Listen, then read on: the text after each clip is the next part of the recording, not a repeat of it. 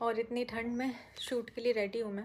और मुझे शूट भी करना है बालकनी में, क्योंकि टाइम नहीं मिल पाया इस दिन में, और जो सारा काम इतना पेंडिंग हो गया उसको करना भी ज़रूरी है। और इसी के साथ हमारे कैमरामैन आ चुके हैं।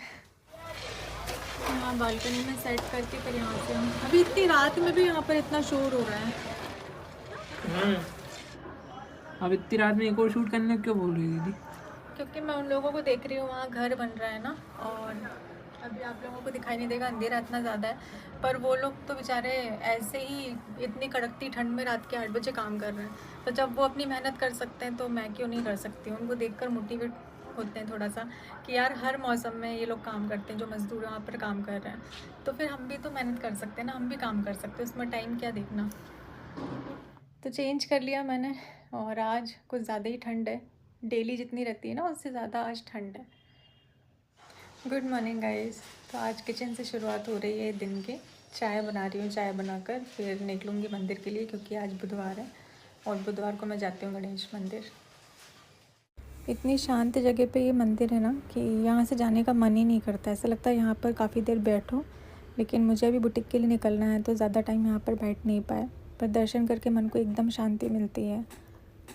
फिर मैं निकल गई अपने बुटीक के लिए, और ओला वाले जो भैया हैं ना उनको इतना घूम कर आना पड़ा, क्योंकि उनको मैप गलत बता रहा था। तो वही वो बोल रहे हैं कि कभी कभी मैप भी सही नहीं बताता।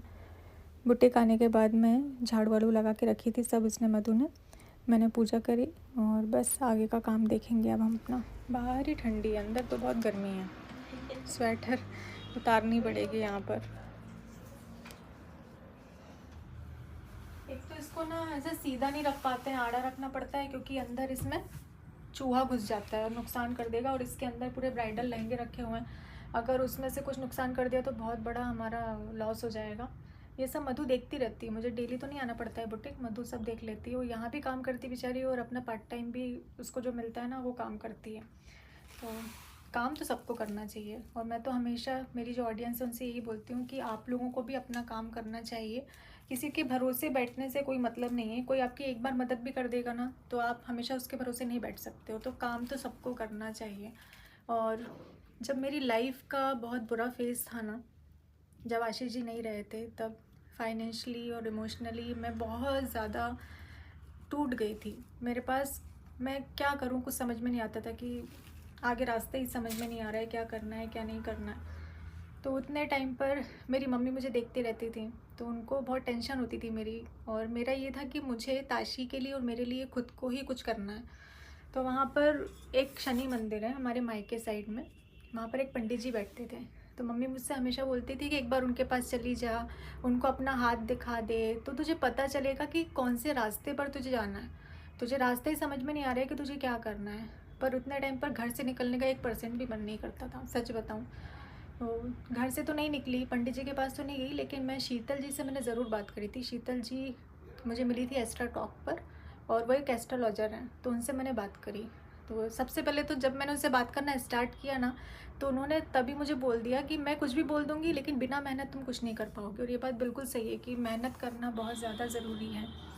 तो तब उन्होंने बताया कि तुम अगर बुटीक या फिर कपड़ों की कोई दुकान खोलती हो तो इसमें तुम्हें 110% सक्सेस मिलेगी, क्योंकि कपड़ों की लाइन में तुम्हारी सक्सेस है। और उनके कहने पर, और ये जो है ना, ये मेरे लिए बिल्कुल नया था, मुझे इस बारे में बिल्कुल भी नॉलेज नहीं था, लेकिन पर मैंने उनसे जाना कि कब क्या मुझे कैसे करना है। उन्होंने मुझे बताया कि कब मेरे पैसों की प्रॉब्लम जाएगी, कब मैं अपने बिज़नेस को स्टार्ट करूँगी। मतलब जैसे जैसे उन्होंने बोला वैसे मैंने करने की कोशिश करी, और आज आप लोग देख सकते हैं कि अच्छा खासा बुटीक है मेरा। मार्केट में आपको रिव्यू तो बहुत मिल जाएंगे, क्योंकि बहुत सारी चीज़ें लोग आपको भी बताएंगे, लेकिन जो मैंने अपनी लाइफ में किया हुआ है ना, मैं आपको वही बताऊंगी, मैं आपको वही गाइड करूँगी। तो शीतल जी ने मेरी बहुत हेल्प करी है। उन्होंने मुझे बताया है कि क्या मुझे करना है और क्या मुझे नहीं करना है।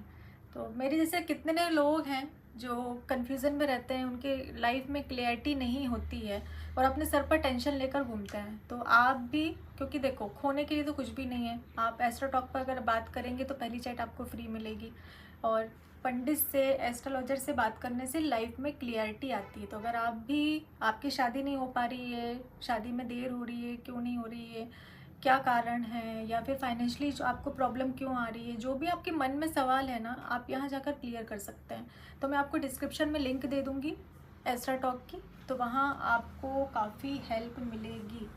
ये मैं आपको बता दूँ, क्योंकि आप लोग देख ही सकते हैं कि मेरा बुटीक मैंने ओपन किया और काफ़ी अच्छा चल भी रहा है। तो आप भी अपने काम को नई दिशा दे सकते हैं, नया डायरेक्शन दे सकते हैं, या फिर आपको पता चलेगा कि आपकी लाइफ में आपको करना क्या है। ये यार ये जल से लाना है ना, ये पूजा का सामान पूरा लेके जाना है, आज याद दिलाना मुझे।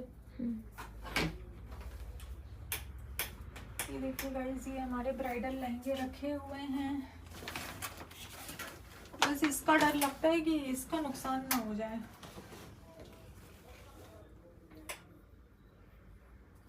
हाँ, और इसमें रखे हुए हैं, बाकी इसके अंदर रखे हुए हैं, इसमें रखे हुए हैं, उसमें रखे हुए हैं, और सभी जगह चूहा घूम रहा है। पता नहीं वो आता कहाँ से, आने का उसका आने वाली जगह नहीं पता चल पा रही है कि वो आ कहाँ से रहा है।